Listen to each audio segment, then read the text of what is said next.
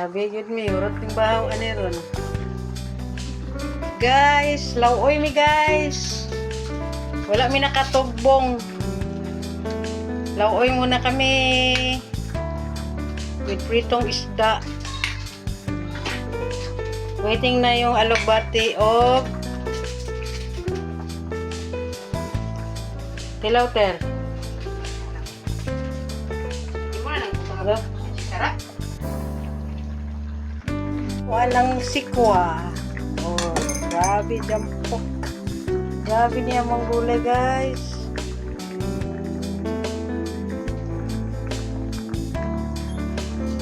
Alugbati na yun last, guys. Yummy. Natay pritong isda. Ayan. Lauoy ta! Welcome sa kusina ni Plantita. Open ko lang guys pagka ganyan ng gulay. May sikwa na. Yan. Ito yung ating napakaraming alugbati guys. Yan. So, welcome sa aking channel or Facebook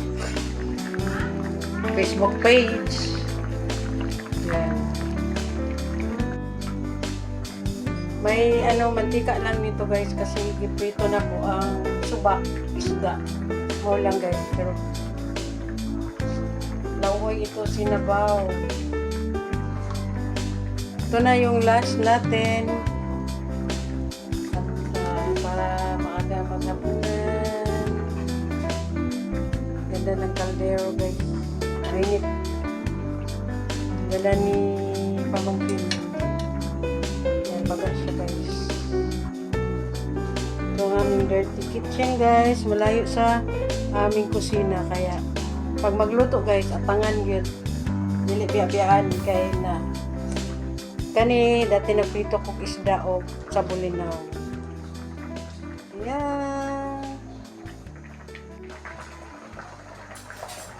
Super bukal-bukal na siya guys.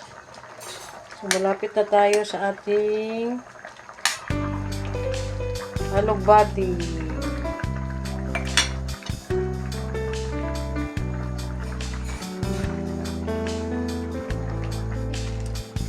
Last na tayo guys sa dahon guys.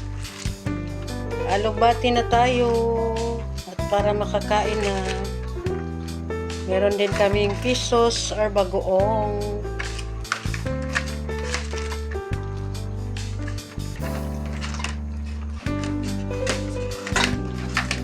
Kain ka agad habang mainit na sabaw.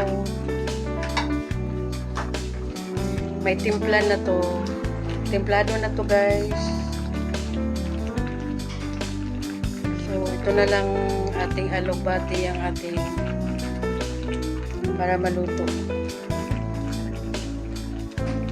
Yan, medyo maglapot siya kasi nag-cut ako ng okra eh. Hindi ko na buo ang okra or buong pag-cut. Na-cut ko ng half.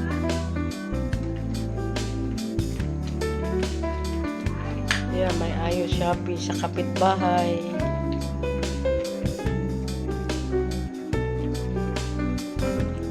Na guys, kunting na lang ang ating alugbati.